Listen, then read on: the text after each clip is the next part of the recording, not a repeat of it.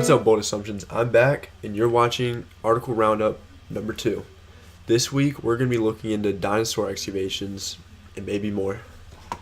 The first article we have is from BBC.com, and it's titled Mission Jurassic Dinosaur Hunt to Get Underway. Basically, what the article entails is that British scientists will be joining the forces with U.S. scientists to be exploring the Badlands of Wyoming. Basically, what this area has is a huge trove of dinosaur bones that have yet to be discovered. The hopes is that they'll find new species and possibly old species and try and learn more from that. What I find interesting about dinosaur bones and fossils and all that is how rare it is actually for fossils to be made. I remember reading something years ago saying that out of all the dinosaurs in the universe, or in the world, if you think about it, we've only found very few fossils, but there was hundreds of thousands, millions of years, even billions of years of dinosaurs before us. So to have such a small amount of fossils actually existing, it's scary to think that there was this huge amount of life before us, but we can't even really look into it because of how hard it is to preserve bones.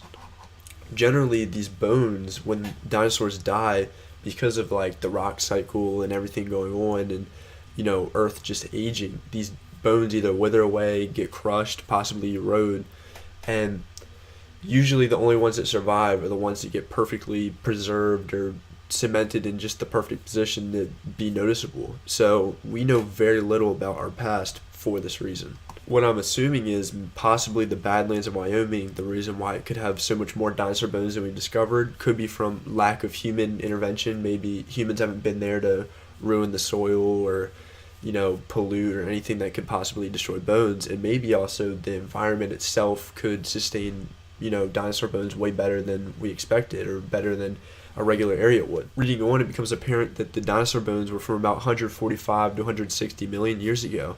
So this could be one niche specific period that maybe scientists are focused on or care about. So that's why this is such a big deal that all these scientists are being allowed to excavate this area, because generally they won't be. Generally, it's really hard to get your hands on enough land to even find good bones. So a team of 100 like they have coming out to this area, this is a very monumental thing. Even though it's just started, it already says that they found huge Diplodocus and Brachiosaurus bones, which these are some very large 24 meter, even bigger dinosaurs. That to find bones that big and well preserved, that's very important, and that means possibly that the even smaller or maybe medium-sized bones could easily be found here. It's not just dinosaurs that they care about, and a lot of people have this misconception that anything that lived millions of years ago is straight up a dinosaur. But the thing is, dinosaur, the term doesn't necessarily niche to just every single organism that lived in that time. Crocodiles, all types of different things are not considered dinosaurs. So you can find older creatures from that time that aren't necessarily dinosaurs, if that makes any sense. Reading more into it, dinosaurs are actually just only reptiles. So pretty much anything at that time that wasn't specifically a reptile isn't really a dinosaur. You have the suffix "saur" that usually coincides with many different organisms of that time, which aren't necessarily dinosaurs. There's a huge misconception of that. A really interesting thing about dinosaurs too that I always think about is a lot of people think dinosaurs are just scaly creatures and they look like giant lizards, but scientists are starting to find more and more that they're more bird-like than anything. They have these huge feathers. T-Rexes look more like a giant chicken than they did a giant lizard. It's kind of weird. What that brings up is the fact that because all of our basis on what dinosaurs look like today is generally just from either imprints of their skin or bones, there's a lot of room for error. We could be entirely wrong on what we think they looked like, sounded like, or acted like. It's all imagination, and it's both fun and cool because you can you've all the imagination in the world to decide what they look like. So it's cool in that aspect, but it's also kind of shady in the fact that we could be completely wrong.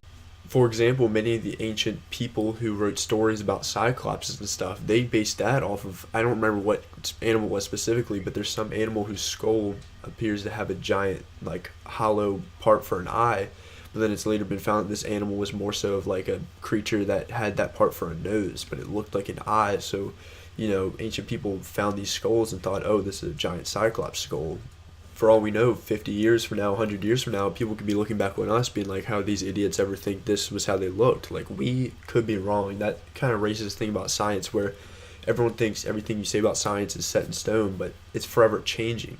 No one really goes out on, that's why they're called theories, like people know something's true until proven wrong. And that's how science progresses. That's how we move forward. And we judge things as correct. And that's almost like a problem because you need to be able to realize where you're wrong. And that's what I love about science. You can realize you're wrong, move forward, and readapt. Going back to the article, it also goes to talk about how it's more than just the fossils they're after. People are also studying the rocks and different rock patterns because there's different information that can be derived from those as well. It's not only for the fossils, but the fossils are a huge bonus. What I find interesting is that the article mentions the U.S. is home to some of the most famous fossils ever found. Now, this could obviously be, dwindled down to the fact that maybe the U.S. has better temperatures and climate for, cultivating these fossils. But what I find, it's like almost interesting because with Pangea being a thing, every continent used to be completely joined together. So what decided that maybe the U.S. was where all these dinosaurs would go and die? Like, obviously, dinosaurs are dying everywhere, but I wonder what caused the U.S. to be, the hub of fossil records. I don't know. I love reading things about this because it always reminds me that, like, there's so much left on this earth undiscovered that we don't even know. Like, the depths of the ocean, our history, so many different things that we have no idea what or how it happened. It leaves so much room for wonder and possibilities. Branching off this, like, even in the article, they reference the fact that the north of the United States is so, like, left undiscovered fossil wise. They could be finding new dinosaurs we've never even heard of or seen before. It's such a, like, diverse and different climate and situation than most of the other parts of the United States that there could be, completely alien, like, creatures there that we've just never seen or heard of. Whenever I think of dinosaurs, I always think back to, like, Jurassic Park and the possibilities of, possibly bringing them back. I almost wonder, like, how we would react to what would happen if we did that. Would they be used in our wars? Would they be like the new, biological super weapons?